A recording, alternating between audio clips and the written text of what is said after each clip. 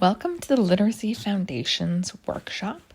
This was presented on October 26, 2022 to families in our program at the Owl's Nest.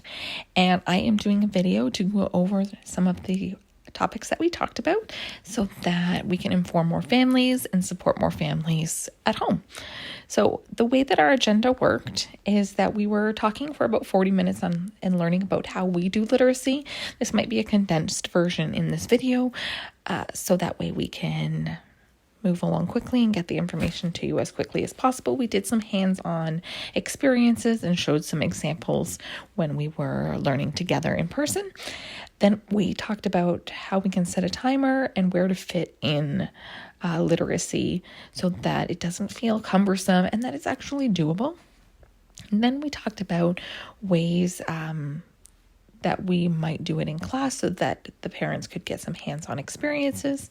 We talked a little bit about resources and saved some time for some questions and answer periods. And we had lots of questions and answers kind of come throughout. So yeah. How and why we teach this way. So I showed two videos that I felt really condensed the idea of why we teach this way. The science of reading is not a program, rather it is a collection of the science behind how our brains learn to read. So watching these videos will give you some insight into why we decide to teach this way.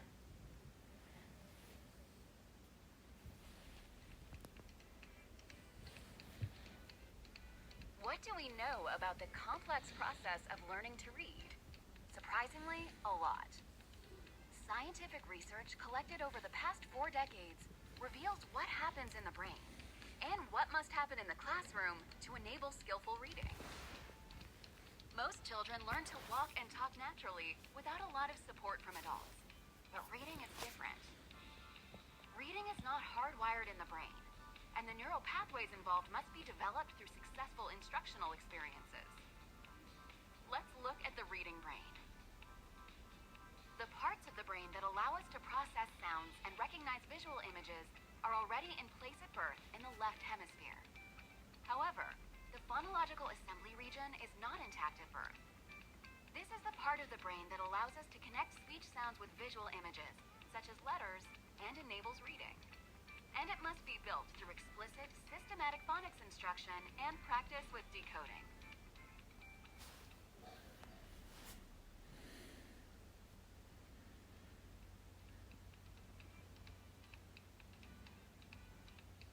When we think about the essential skills children need to build their reading brain, Goff and Tunmer's model, known as the simple view of reading, is quite helpful. In this model, the critical sub-skills of reading are simplified to their essential categories, decoding and language comprehension, and framed as a multiplication equation, with reading comprehension as the product, or goal, on the right side of the equation. The idea is this. Strong reading comprehension results only when both decoding and language comprehension are strong. To illustrate this idea, let's assign values of 0 for weak and 1 for strong. If decoding is weak and assigned a value of 0, and language comprehension is strong, a value of 1, reading comprehension is weak because 0 multiplied by 1 is 0. Conversely, if language comprehension is weak but decoding is strong, reading comprehension still suffers. 1 times 0 is 0. Only when both domains on the left side of the equation are strong does reading comprehension become a strong 1, because 1 times 1 is 1. The simple view of reading tells us that children need to learn essential skills to decode to get text off the page, while also developing their understanding of the world and of literacy. Although reading is a complex process, this simple view is helpful because all of the essential sub-skills of reading, such as phonological awareness and vocabulary, can be assigned to the decoding and language comprehension domains on the left side of the equation.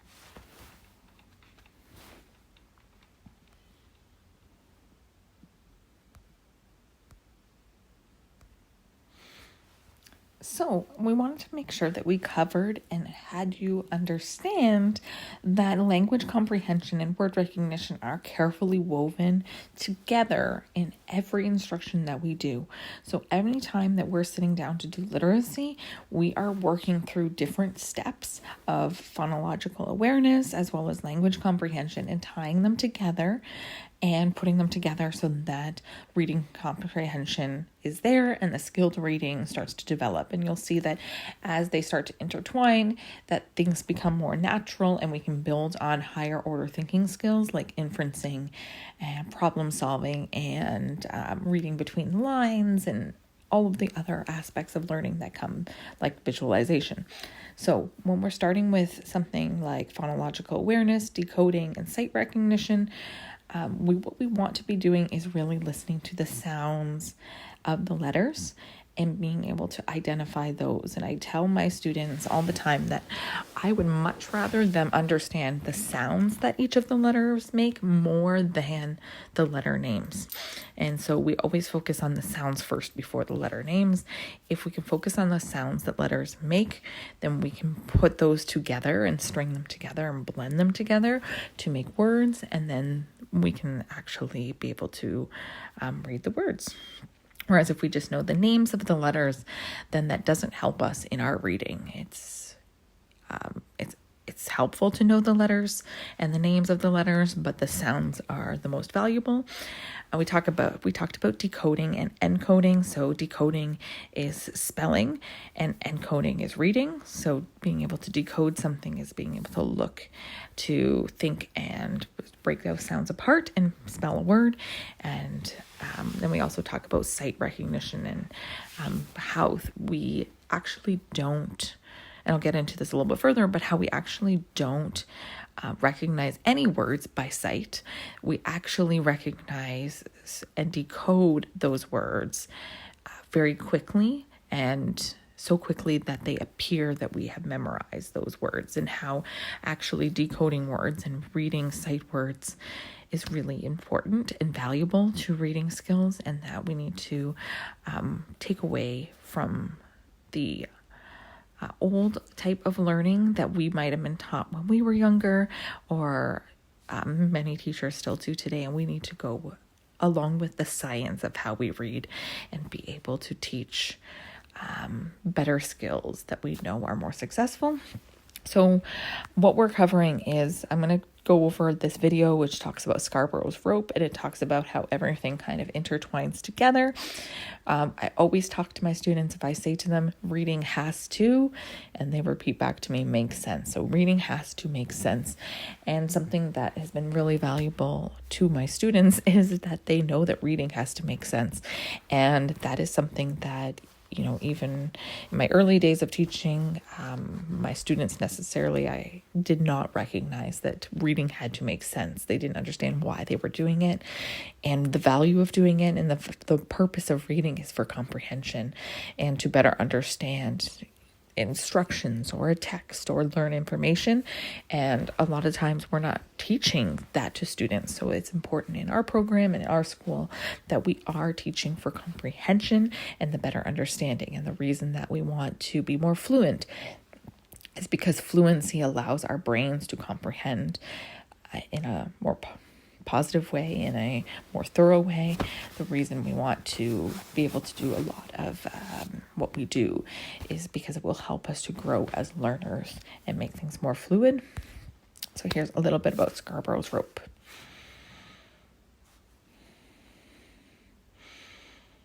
Another helpful theoretical model for the reading process is Scarborough's reading rope, which expands upon the simple view of reading. Scarborough's reading rope provides a meaningful visual representation of the process by which decoding, or word recognition, and language comprehension subskills are combined during skillful reading. The decoding subskills are each assigned a strand in the rope: phonological awareness, decoding and spelling, and sight recognition. Under language comprehension, we need to build these reading subskills: background knowledge, vocabulary knowledge, language structures, verbal reasoning, and literacy knowledge. Think of these subskills as strands in the reading rope that become stronger and stronger the more tightly the strands are woven together. As the language comprehension subskills grow and get stronger, the reader becomes increasingly strategic in their reading. At the same time, as the reader strengthens their decoding subskills, they're becoming more automatic in their reading. With increasingly strategic and increasingly automatic reading, skilled reading occurs and the reader can comprehend text. Skilled reading appears to be effortless, but a skilled reader has fortified the subskills of the reading rope in order to manage the skills simultaneously and automatically, resulting in reading comprehension.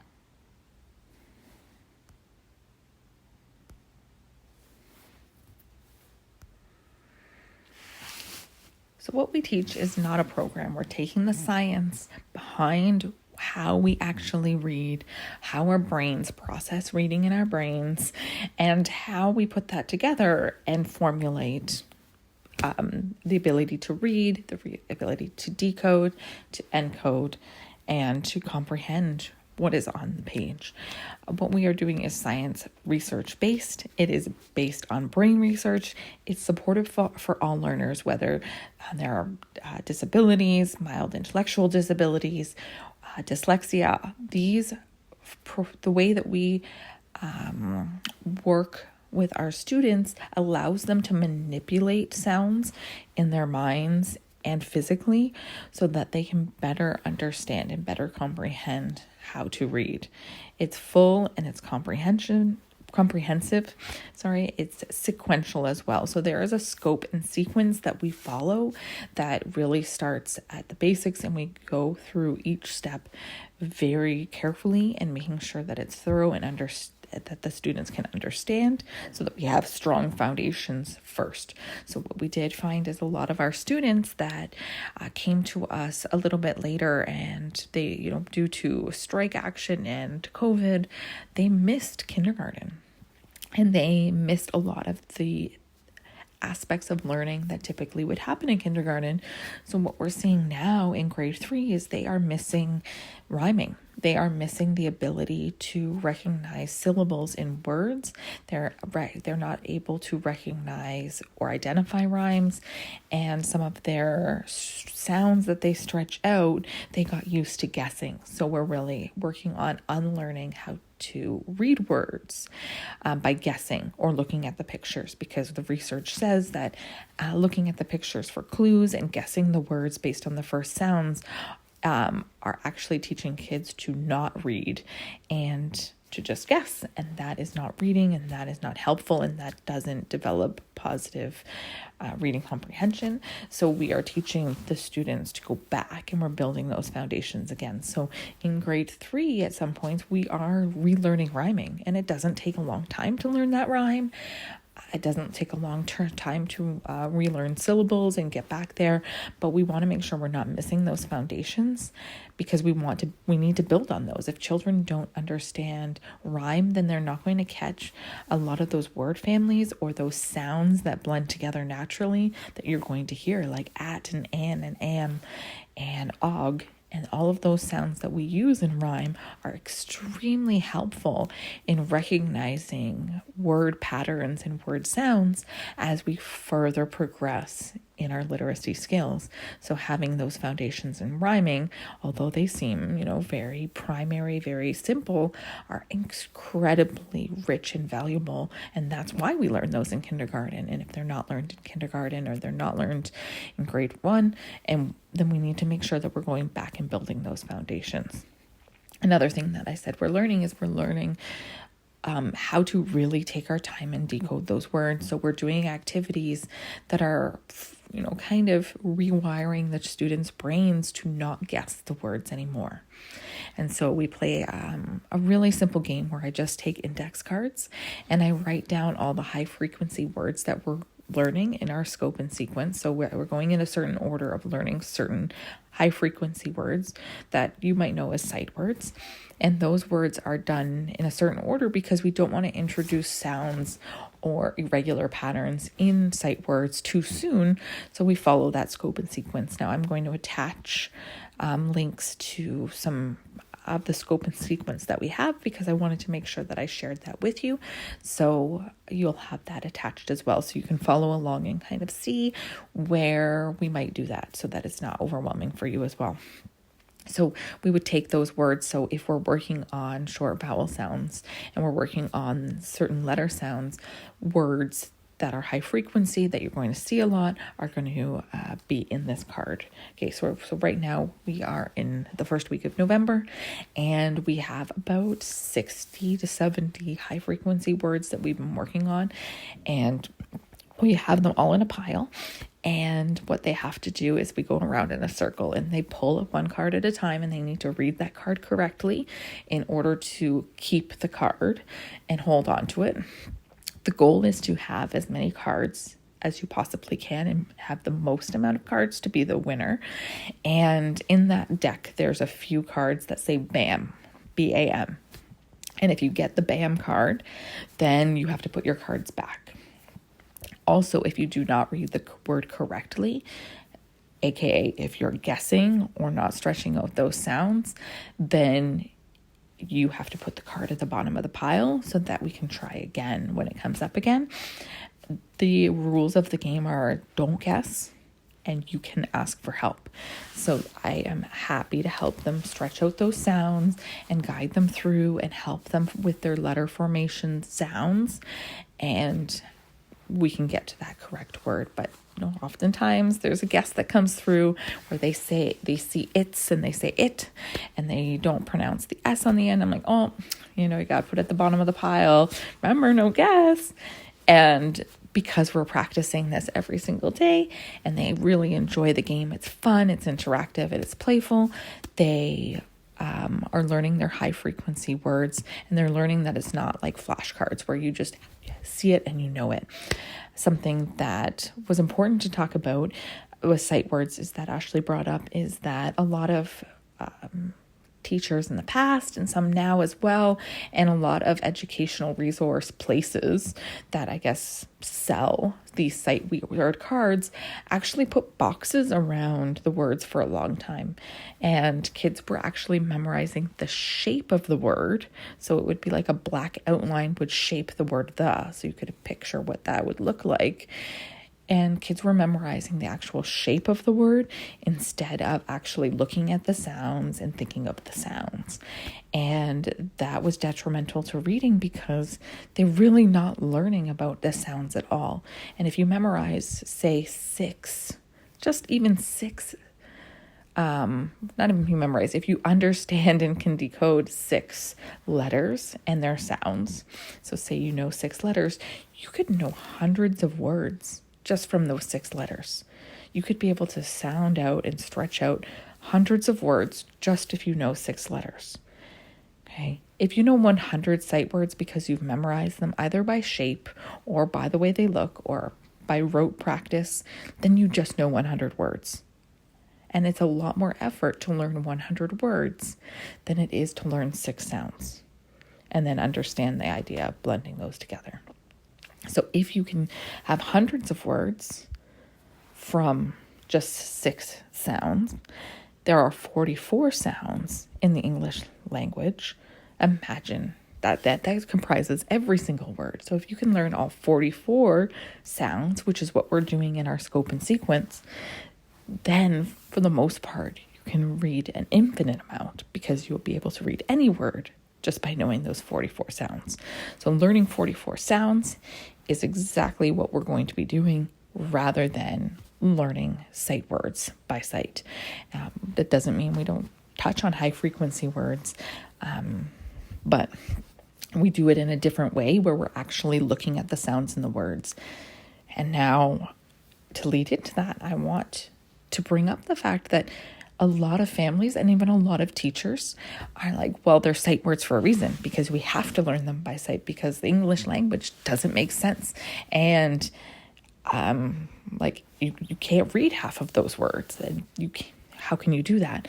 And the argument for that is that actually we can read most of those words. There are very few high frequency words that don't make sense, that are, rule breakers or whatever you might want to call them. At our school, we call them heart words, and you'll see sometimes there'll be a heart above a certain letter or a letter pairing. That is to indicate that that is an irregular sound. So instead of calling them like rule breakers or, doesn't make sense or putting a negative connotation on it, we just say that it's irregular.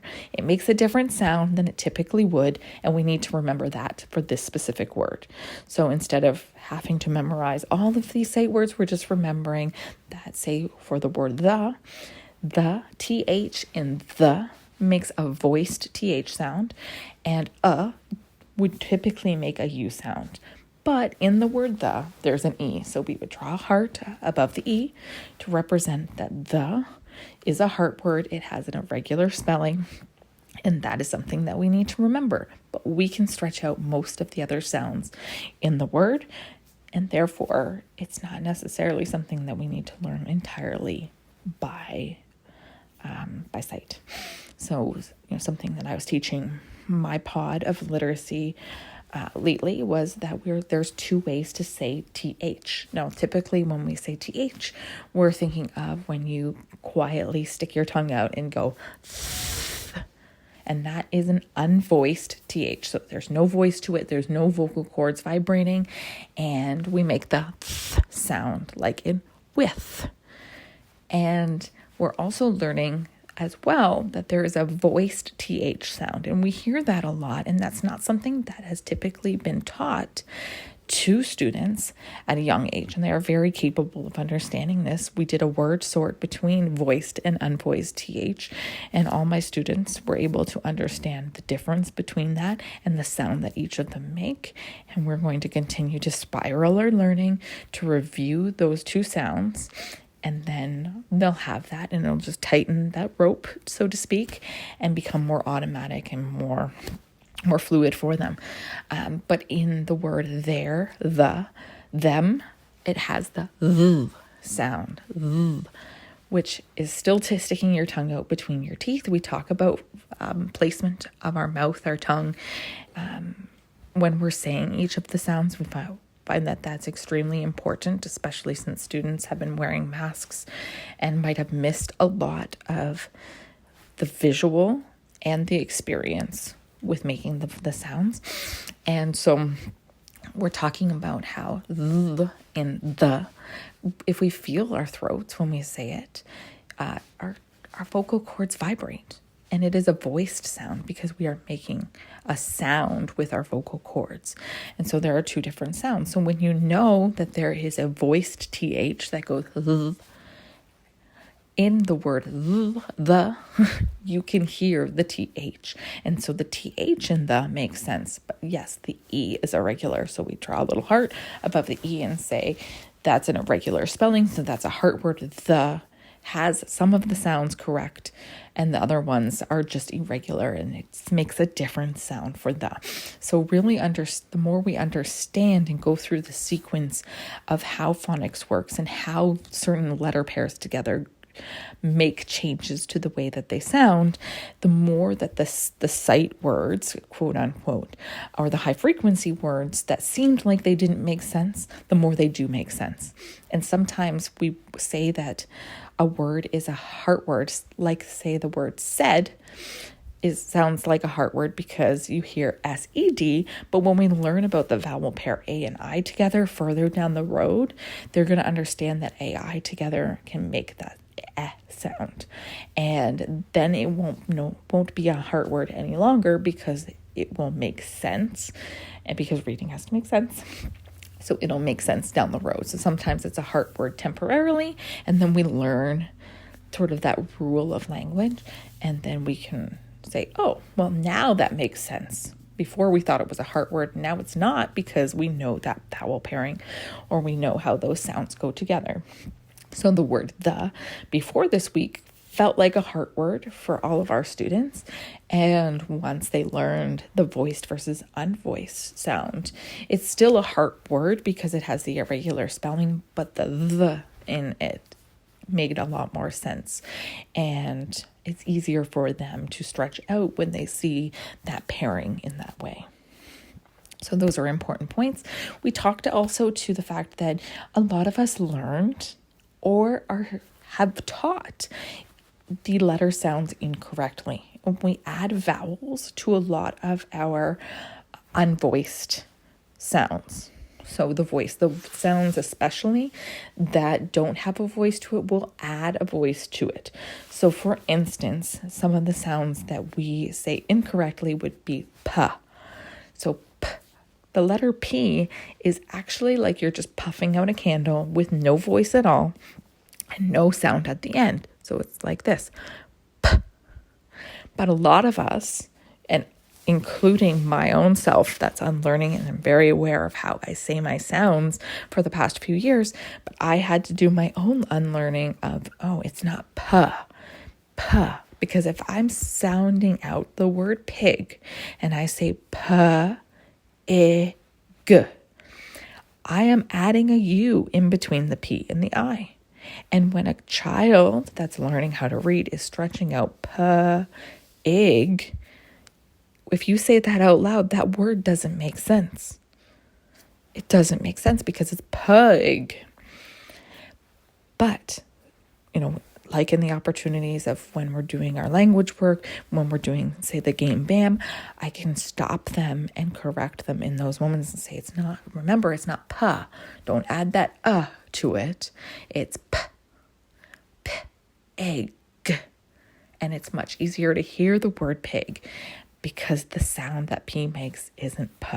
That's the same for h. We say h all the time. I know I've been guilty of it too. So instead of saying h, we just breathe h. So when we're spelling out a word or we're stretching out a word and we're saying h, doesn't make sense because that's not a word and we're not saying the sound correctly. And I know that can feel overwhelming, like, oh my goodness, I've been saying it wrong my whole life. And you're going to catch yourself now saying these unvoiced sounds in a voiced way. And that's okay, because catching yourself saying it incorrectly is going to help you to learn to adjust it and make it make sense, right? And it's now that you're aware, you can make those changes. And I still catch myself saying some of those sounds incorrectly, so it's okay that it's happening. It's the awareness of that it does happen that helps a lot as we go. So I put out some videos recently too these are all of the words that we're saying incorrectly, or not the words, sorry, the sounds that we've been saying incorrectly, and it gives you a guide on how to say those sounds. Reading is like rocket science. The more I know, sometimes I feel like the less I know, because there is so much learning that happens around reading, and it's so deep, and we don't give enough credit to how intensive it is. And we often, as parents, get frustrated that it's so hard, or I don't know how to do this, and we feel like we should be able to do this. And I'm here to tell you that we at the Owl's Nest are your support system, and we're here to help you, and we don't want you to feel like you're alone in this, or that it's hard, or like, how do you pull it together? It is like rocket science. We don't expect you to have this knowledge. We're here to help support you in learning some of this knowledge so you feel informed and supported, but we're not here to be like, here's the program, you run with it at home and do it as well. So I want to talk a little bit about the sequential steps in reading that help us, and it's a guide for us to work with as well. So we had in our workshop some parents that had preschoolers all the way up to grade 5. And so when you were talking about preschoolers, we're talking about kindergartens, we're talking about maybe even grade 1s or 2s that just haven't quite picked up that interest in reading yet. They're not really there, and maybe we don't expect them to be there because they're still little and they're still working on other skills that are going to support them in reading and writing later on. We want to talk a lot about environmental print. So environmental print, you can go on Pinterest and you can, look it up. There's many different activities involving that, but it's just the ability to recognize, when I pull into school and the farm store is right there, there's a light flashing. And it says OPEN. That's the word open. And then when they go to Zehrs or they go to, another store in town, they may be the food land or whatever it could be. They see that word again, and they're able to recognize that word because they've seen it somewhere else. And they're like, oh, that also says open. Oh, that also says opens. And they're recognizing the word open because it looks the same as other words that they have seen around town. It might be that they recognize the Foodland sign. It might be that they recognize the Reroute Farm or the Owl's Nest logo. It's basically the ability to recognize those logos. They know those are goldfish crackers. They can read the word goldfish, and they're not really reading at this point. They're just recognize that environmental print, but they can, pull out the box that says Cheerios. They can pull out the box that say goldfish. They can pull out the box that says whatever, because that's meaningful and it's connected for them. So the ability to recognize those aspects of, I think it may be them pulling up, on Netflix, the show that they like, and they see the words that are written in this certain color and that have this certain shape, and they know that this is their favorite show. So it's important that at an early age, we're labeling and yeah, you read the word open. Yes, you're reading the word this, you're reading this, you're reading this. Establishing them as readers when they can read environmental print is really important. The next step in that is recognizing their own letters in their names. Like, what is their first letter of their name is like theirs. They hold it near and dear to their heart. It is like their special letter. And we support them in that. We support them in this. Where's your letter? When they're looking, the preschoolers are looking for their water bottle. Let's find the one with your letter on it. Let's find the one that starts with the letter A. Let's find the one that starts with the letter C. Yes, look, it's your name, and it will spell out the name for them. Look at, these are all the special letters in your name. Once they start to understand their letters in their name, then you're going to work on mom. You're going to work on grandma. You're going to work on, brother, sister, whoever else is close to them in their families. So you can start to incorporate, oh, this is my special letter. I have an M. It's my special letter.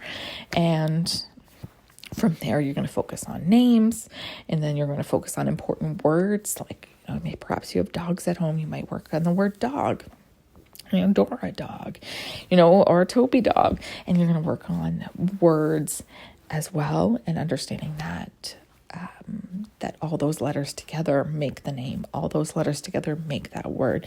And you just can see how the progression happens in that way.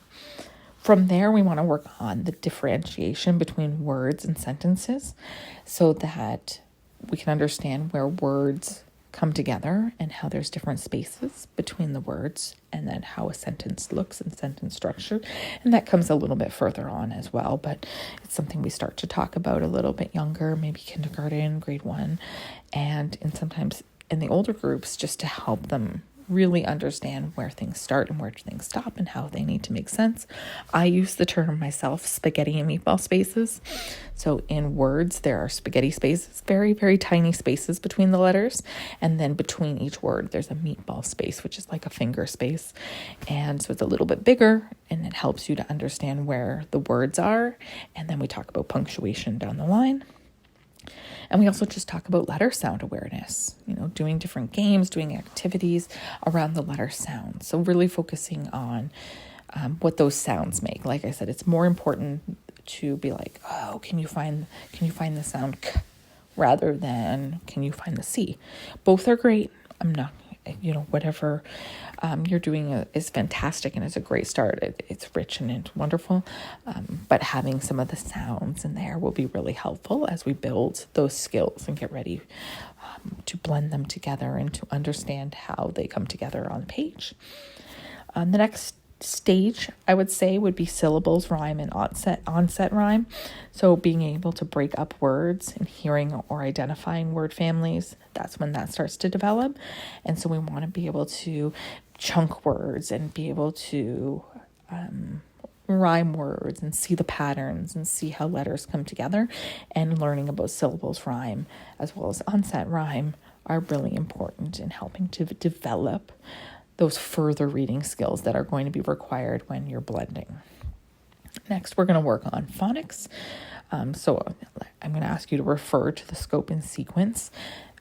That will help you to understand the phonics, but there's a lot of terms that come in there, and the sheets that I gave you will break down these terms, so I'm not going to go over them really thoroughly here, because I think there's a really great layout of that helps to explain that.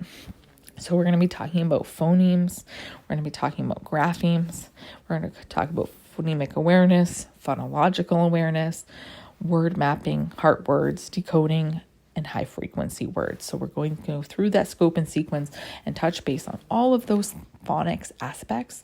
That's really going to help to support in the reading and decoding and being able to write as well.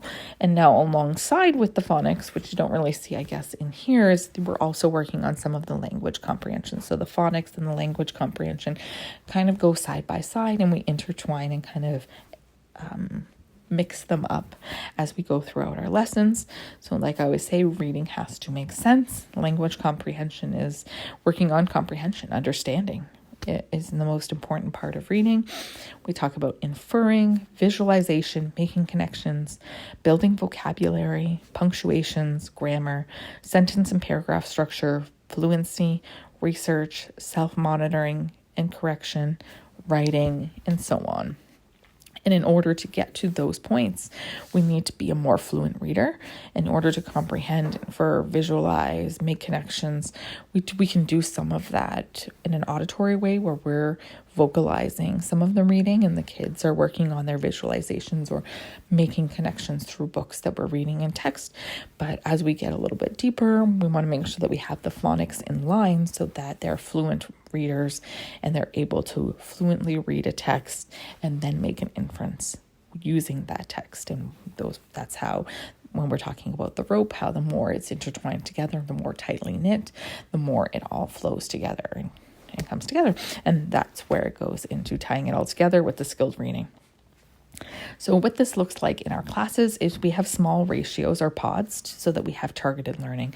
So for instance, in some of the older groups, we've broken up the classes into pods. So Jen will take a pod and I will take a pod, and she's taking a pod that is more skilled in the phonics, and they're working more on the comprehension and building those skilled reading sets. And I'm working on some of the phonetics and the phonics with my pod because they need some more of that foundational support.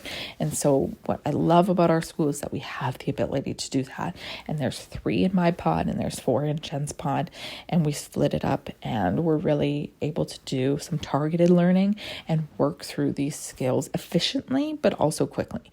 So we're getting that learning, we're spiraling the learning. So spiraling means we take whatever we learned before and we're bringing it back to the next lesson and making sure that it's being remembered and retained and being able to be utilized as we start to learn something new. So it's kind of a spiral of learning that's making sure that we're always connecting to what we've learned before and adding it as we go, so that we're not just learning for Monday and then Monday's done and we forget about it.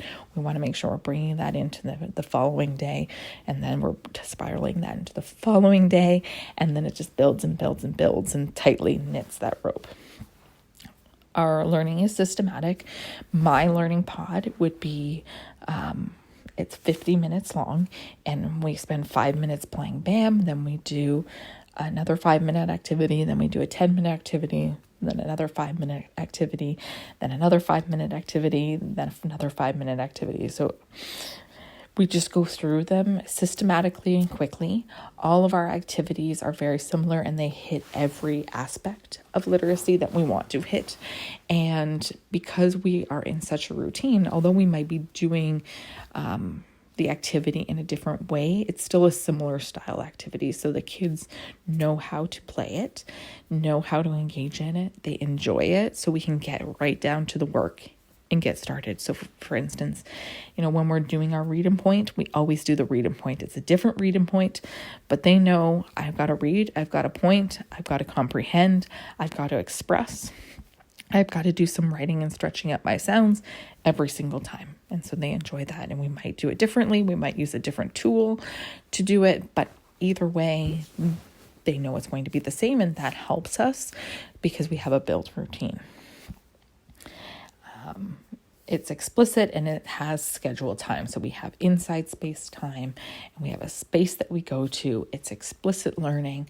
We know that reading and writing isn't as natural as a lot of other subject areas. Of course, we intertwine it authentically throughout the day in many other ways, but we know that explicit learning is important. So we have that scheduled and make sure that that learning is explicit, and we go through a lot of the mouth formations, the strategy cards, talking about those sounds and practicing those sounds so that we make sure that we really target that learning. Authentic literacy, like I said, is interwoven throughout the day. Everything is short, hands-on, fun. So we're using Play-Doh, we're using magnetic wands with little magnetic coins. We're doing all sorts of fun activities that's targeting that learning. The kids absolutely love coming to literacy and they're sad when it doesn't happen. And that is the biggest reward for myself as a teacher, to see how excited they are as well as how quickly they're picking up the learning. And we always make sure that whatever they're learning is, like we said, targeted, so it's within their zone of proximal development. Anything that they're doing, anything that they're bringing home cannot completely be done independently because they need to be in that zone of proximal development. We need to make sure that it's just like our comfort zone. If it's in our comfort zone, it's easy. And we don't want things to be easy. And that's usually what worksheets are. They're usually easy. And that's why we're not big worksheet people at the Owl's Nest, because we know if they can do it, they probably don't need to do it. So whatever we're doing is kind of stretching that comfort zone for them. So if they are doing something that's, on a worksheet, it's something that they need slight support with, just to get them stretching their minds and thinking outside the box and stretching their comfort zone. So we want to make sure that it is within their zone of proximal development. We don't want it too hard because that's where that mindset piece will be really hard and they'll feel like failures. And we don't want them to feel that way. We want them to feel it's a little bit hard, but I can do it. And that helps to build their confidence and their growth mindset as well. In the workshop, Ashley spoke to different strategy cards that she incorporated. So there's different ways that we can talk about, like breaking things up into syllables.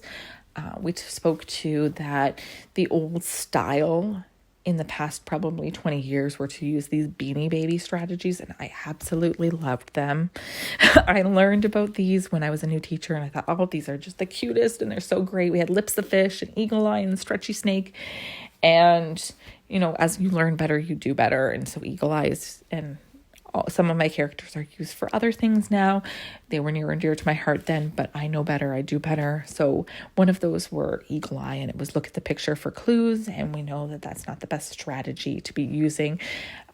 We want kids to be looking at the pictures or not the pictures. We don't want them to be looking at the pictures. We want them to be looking at the words and stretching out the sounds and making sure that the sentences and the words all make sense. So we wanted to avoid using strategies that are going to hinder our children from reading or get them to guess. So she went over some different strategy cards that she has that talks about, breaking things into syllables, and I'll try to find some of that information and post that as well in the package. We talked about heart words and sight words and the myth of high frequency words, which I've already spoke to.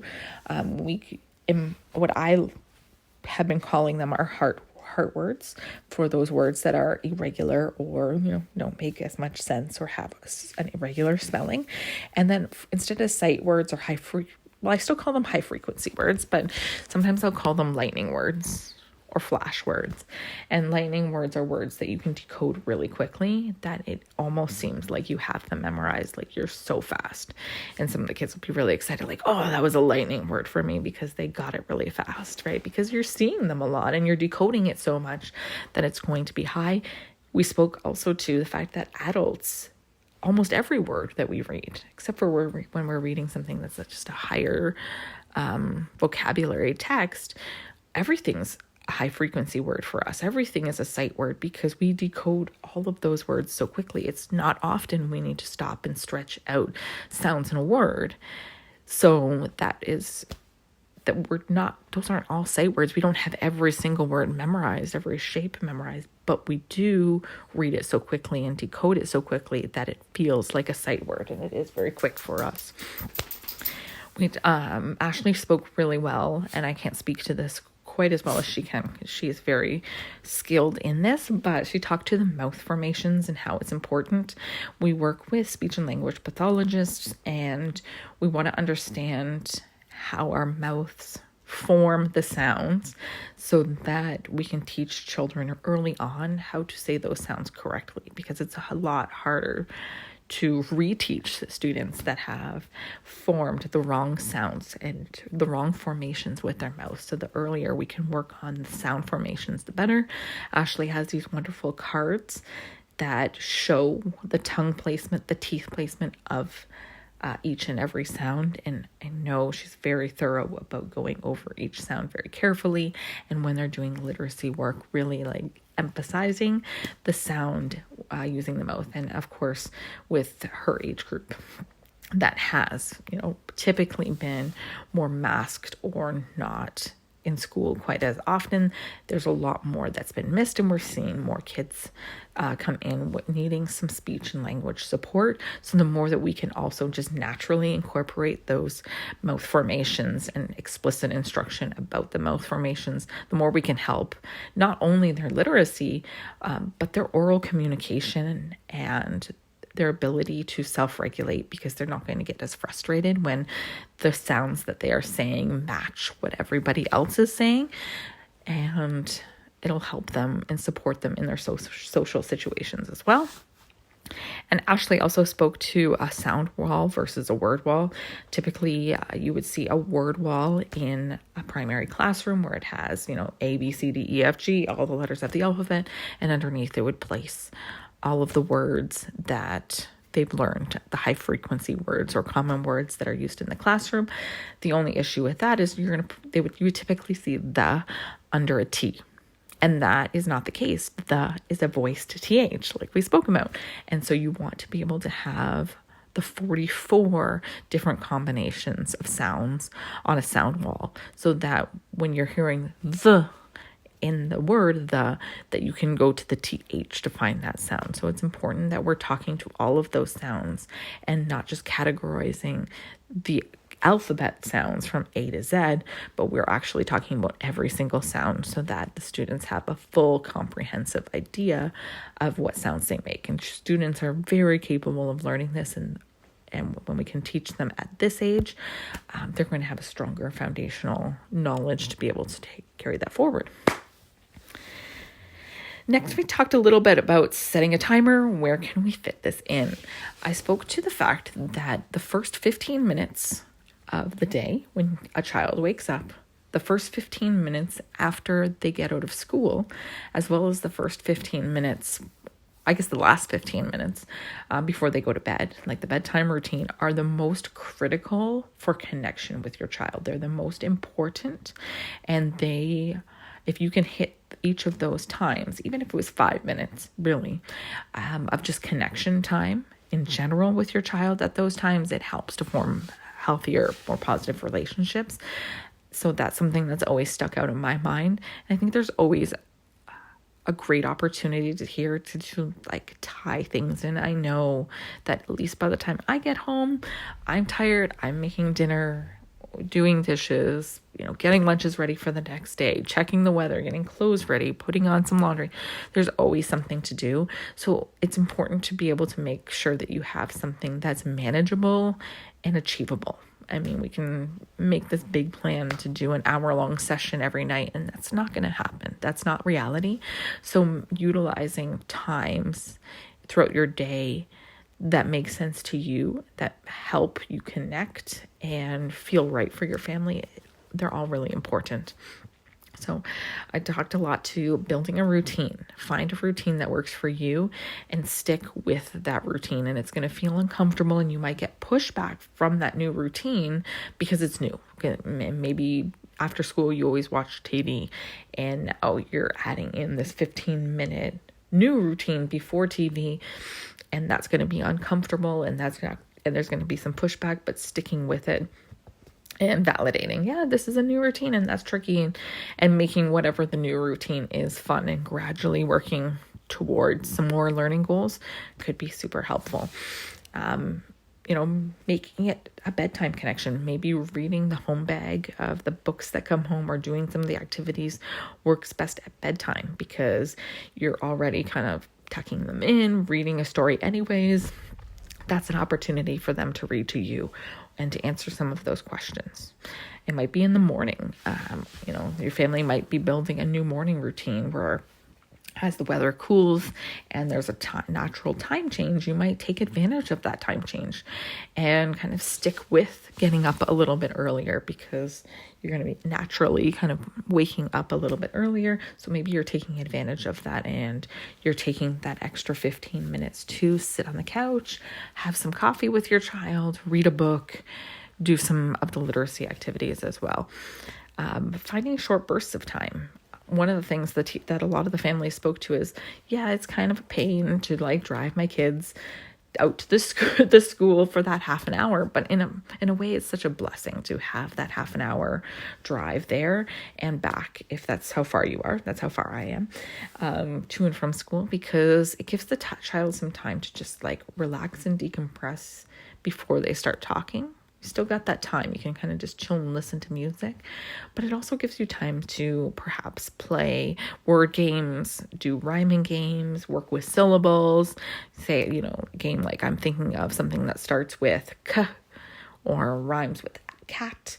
And you can do different fun games that are connective and fun. And you have that time to do that. And it's a playful way to learn. And that's just, seems like it's on a whim, and that could be really, really helpful. So finding those short bursts of time in there to do that. You could always get bath crayons. You can get the little foam letters for the bath. So when they're in the bath, you could give them a challenge while they're in the bath. You could do different little things for them to try something out. A lot of our program is sending home bags. I know in kindergarten they're not doing those yet, but I know in the pods in the older grades, some of us are sending home bags. Getting our support is number one. What do you need? What's supportive and what is stressful for you? If it's stressful to get a home bag and to do home reading, but it makes more sense to just sit down and read a chapter book for 10 minutes a night, do the chapter book. Let us know, hey, this is too much for us. We're not getting it done. We've also incorporated time on our Tuesdays and Thursdays. So if you're in our full-time program, you can really take advantage of that as well.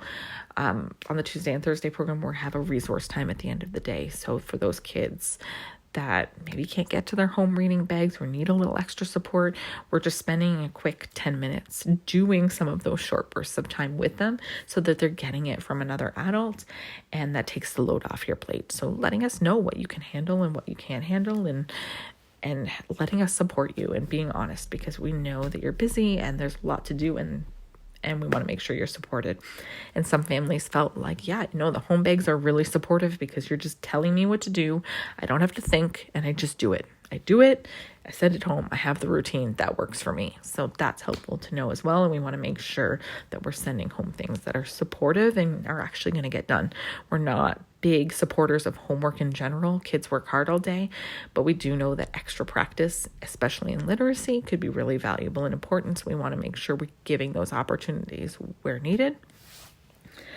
I sent out in the package that I sent home a Spotify playlist. There's different songs with different sight words, different letters, just having things playing in the background or having little songs to go along with some of those tricky words are helpful.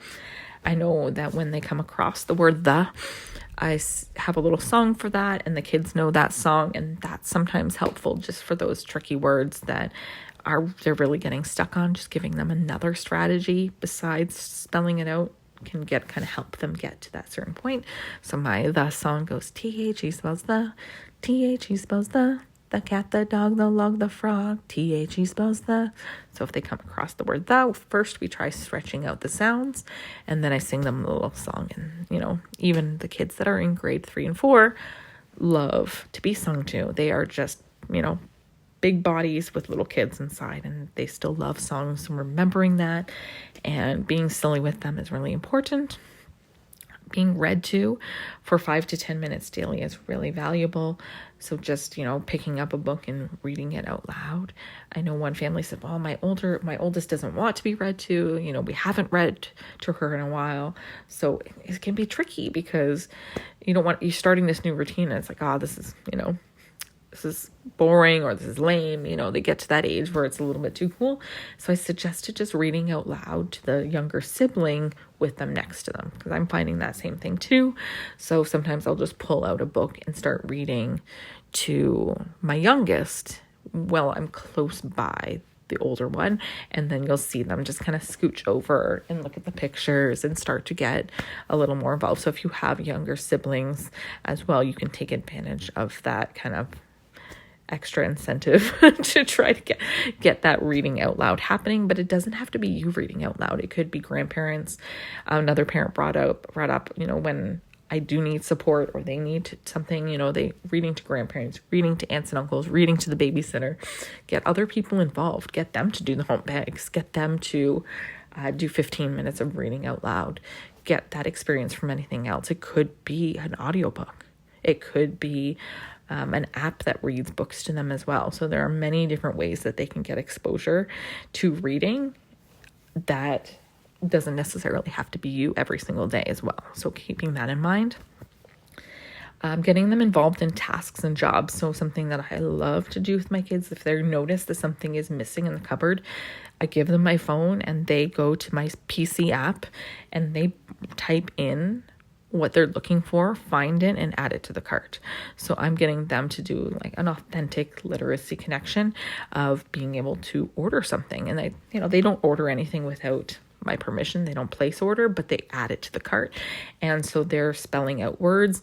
And yes, we talked about how autocorrect can come up on our phones. And I think that's an important tool that I think is okay to use. I mean, we wouldn't use it for absolutely everything when we're writing, but I think it takes almost more skill. And we talked about this, that it's like very skilled to be able to start typing a word and then look at the 3 or 4 words that come up and distinguish which one is the right one, which one sounds right. You're still looking at each of those words to make sure the sounds make sense and that that's the correct spelling. And then you're kind of getting that feedback. If you type it in incorrectly, you're not going to be finding what you're looking for, and it's not going to be correct.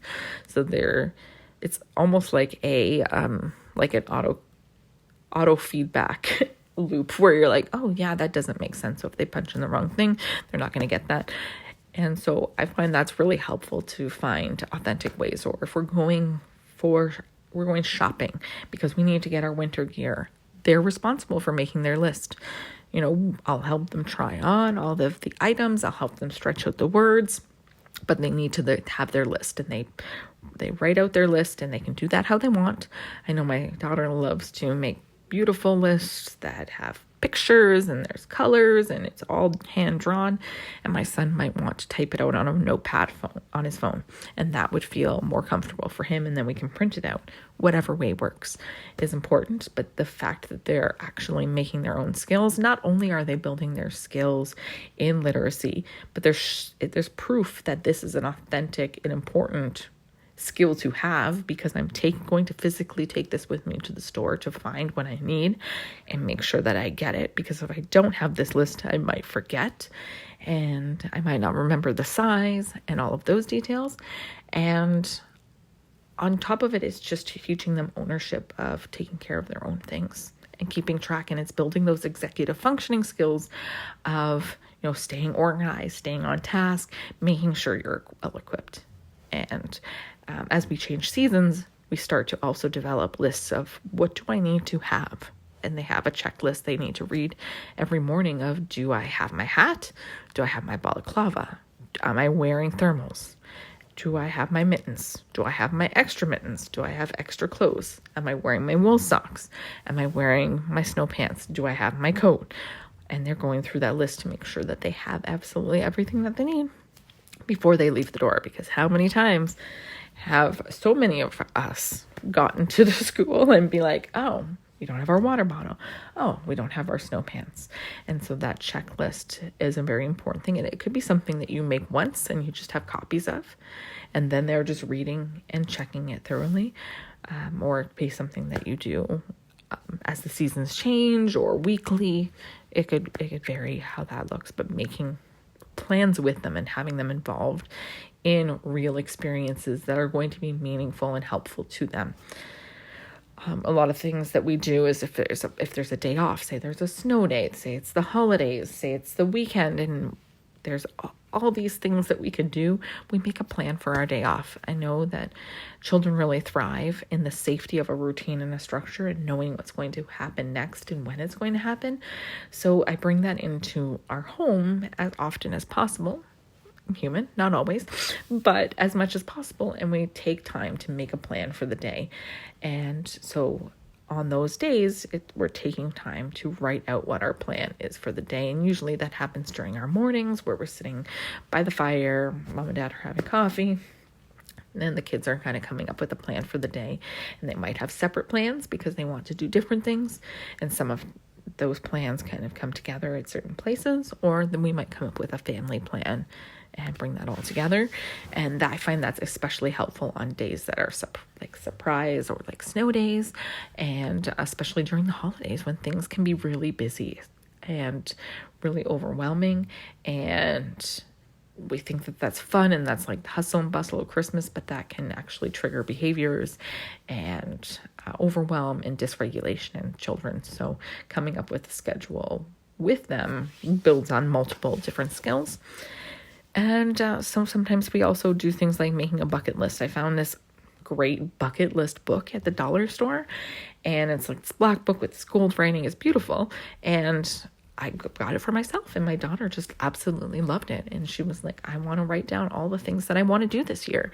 And so she started writing down what she wanted to do. And some things are like 5-year goals and some things are this year's goals, but you could, do it on a scrap piece of paper. You don't need a fancy book for it, but you're just writing out your bucket list. You could do a gift wish list. You could do a letter to someone, whatever it could be. Find ways that you're just incorporating literacy more and giving that power to them instead of doing it for them. Some different resources that you could come to, definitely the Owl's Nest, the teachers, to myself, making sure that you're connecting with us and letting us know what's hard, what's easy, what do you need, what information are you looking for, and we will do our best to support you in that. We've done this one workshop here. If there needed to be a part 2, we'd definitely be open to doing that and going a little bit deeper, or answering some of the questions you have in a more hands-on approach, utilizing home bags if we have those out for you, and making sure that feels supportive to you. Taking advantage of the handouts that I've included in the package. There's different apps that you can also use at home. So finding that balance between using some technology, using your support systems. You can use things like Epic, Teach Your Monster to Read, Blending Board, Monster Words, Phonogram Sounds are just a few of the apps that are out there. There's many different apps to use, and just get your child kind of engaged. So those are some different resources. And then I had a question and answer period, which, in video we can't do that, but I'm happy to answer any questions that you have. If the questions are too big or something I can't do quickly, then, it's something that we can consider, running a second workshop to go further into detail.